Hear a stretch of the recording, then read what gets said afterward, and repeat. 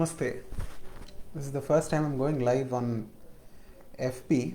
I thought I'll just do a very short FB live on Sanskrit influences on Amir Khusro.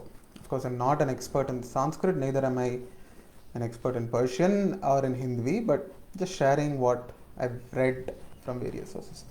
So, Khusro, I'm not going to go into the history and details of Khusro, but just a little bit. So, around late 13th century, Hazrat Amir Khusro Dehlavi is, he's from UP, he goes to Delhi, and he is a multifaceted person. So, we'll know him as a chronicler of the Delhi Sultans. We know him as a poet. We know him as a Sufi poet. We know him as history writer and stuff like that.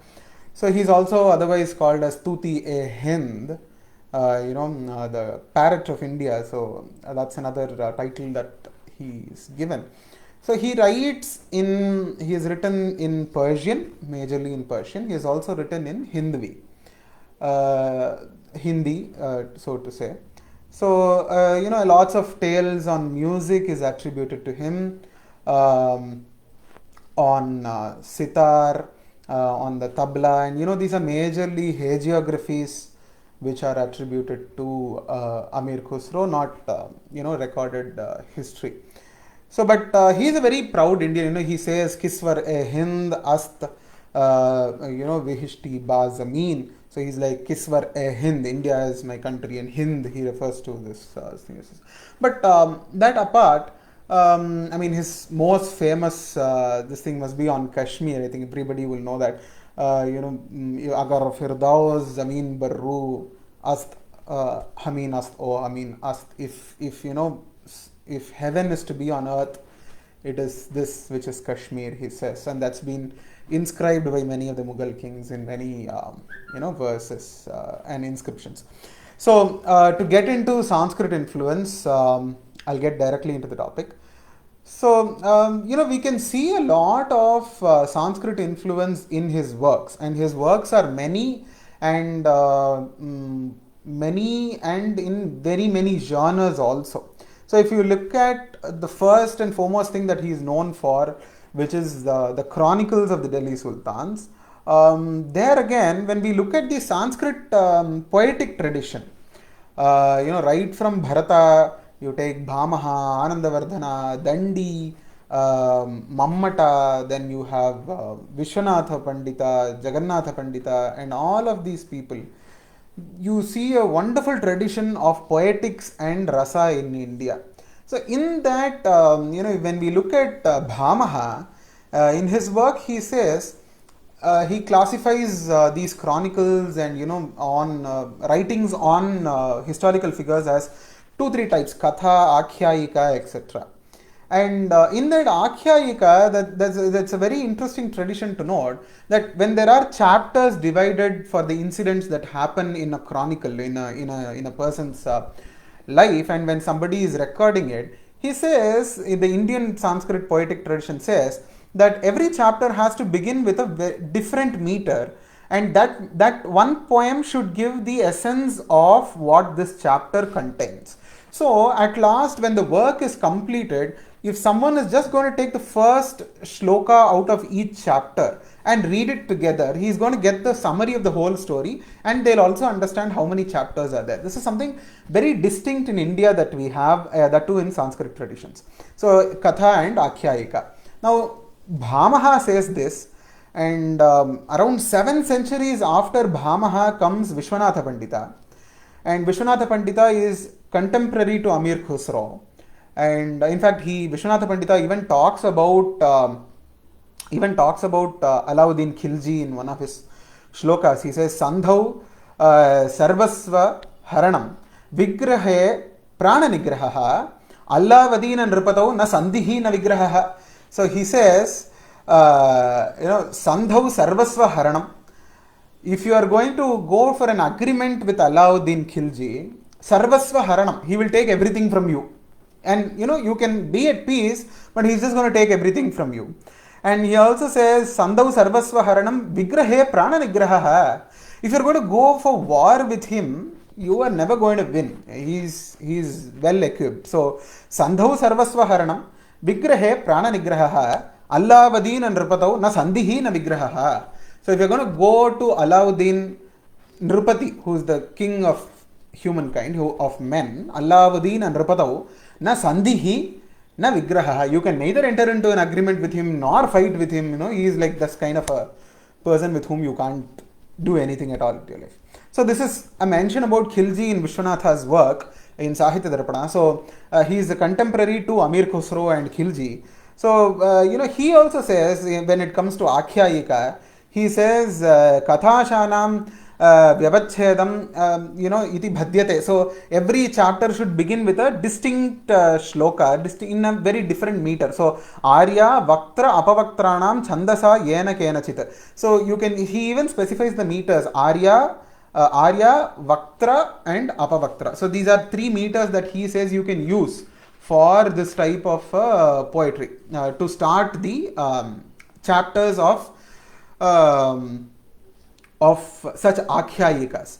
Now, when you look at Abhyat-e-Silsila of Khusro, he has 1744 Matnavis, 1744 Matnavis or couplets, and he starts every chapter. He has 49 chapters, and each chapter he starts with a different meter, and in the same manner, like how Bhamaha, like how Vishwanatha has told for an Akhyayika, exactly for the same genre in Sanskrit. So, he writes a Qasida, and those 49 Qasidas, if you're going to take and read it together, it's going to give you the whole meaning or a summarized version of Abhyat-e-Silsila. So, next, going to the next kind of thing that Amir Khusro is known for, he's known for Rekhti poetry. What we call today as Urdu, Hindi, Persian mixed poetry, Rekhti poetry. So he kind of goes free with these languages. First line he will use a Persian phrase, and then second line he'll move into Hindavi, and he'll go back into Persian, use 2 verses, couplet Hindavi, couplet Persian, put all of that into the same song or the poem that he wants to sing. So for example, when his peer Hazrat Nizamuddin Aulia passes away, he starts writing the famous Qawwali that's sung, Zihal miski makun taghafal duraye naina banaye batiyan kitab hijran adaram e jaan alehum kahe lagaye chatiyan Shaban हिजरा दराज चूजुल व रोज वसलच चो उम्र को ता सखी पिया को जो मैं न देखूं तो कैसे काटूं अंधेरी रतियां. So he goes on like that.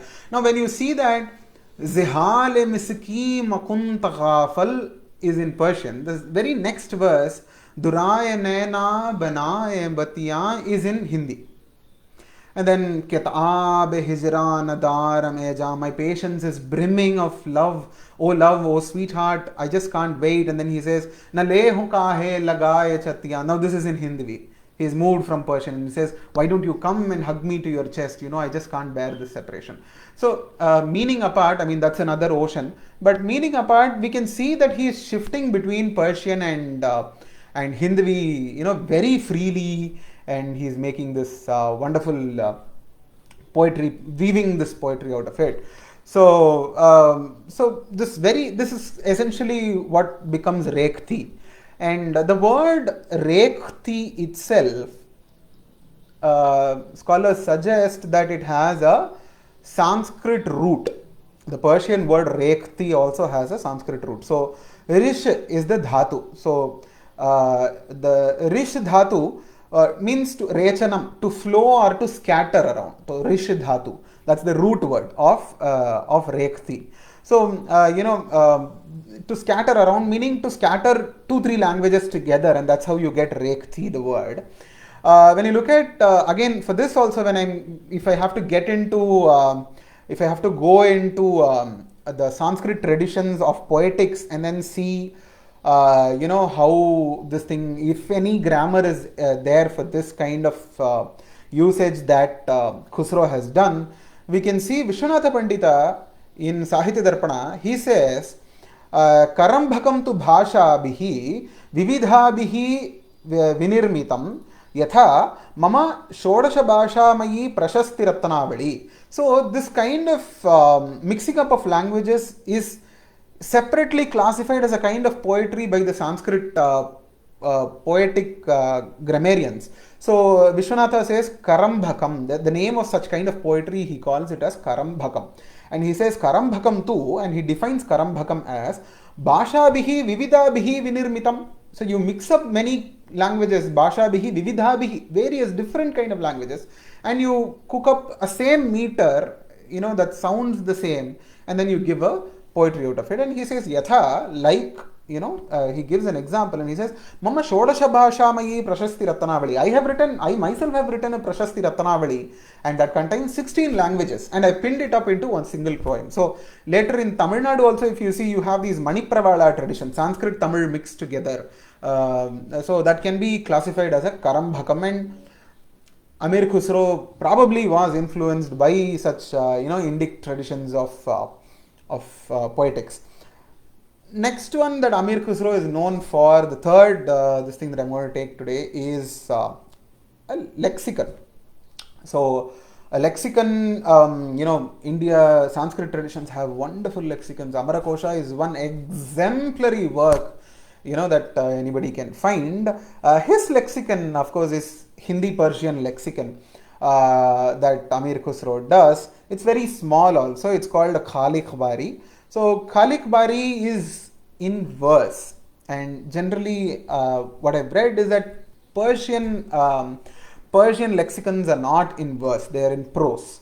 But if you look at the Prakrit Sanskrit traditions, generally lexicons are in verse, in poetry. So if you look at Prakritam, in 6th century you have Vararuchi, who of course had Amarakosha from Sanskrit as the base, who writes in verse. And then just 150 years before Khusro, you have Hemachandra Suri again writing in Apabhramsa and Prakrit on, in verse again. So the kind of producing lexicons in verse, in poetry, perhaps again is an influence of, Indian traditions in Sanskrit on Amir Khusro. And the last kind of, I told you I'm going to make this short, so I will stick to that. Last kind of poetry that Khusro has done wonderful work, but that's not generally appreciated, I feel, is the Paheli.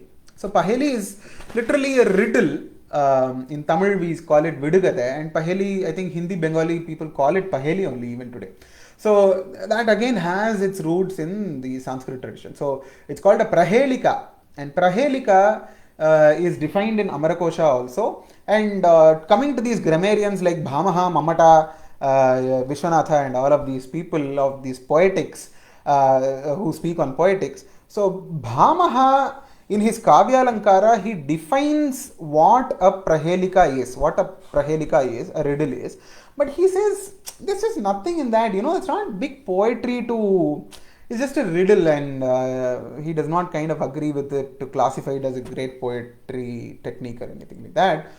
But when we look at Mamatacharya from 11th century Kashmir, Mamatacharya, he also defines it. He takes it as one of the categories of poetries, but he says, no, this is not at all poetry word. It's just word play, and that does not have the rasa in it. It does not have that feeling of, connecting with the hero or the villain or the love or anything like that. It's just word play, so I'm not going to approve it. But then, before these people, you have Dandi from South India, from the Pallava times. He is kind of in agreement with Prahelika, and he even goes on in his Kavya Prakasha, in his Kavya Darsha, he goes on to, give us 16 types of Prahelikas, these many types of riddles, and you can do this, you can do that, and things like that.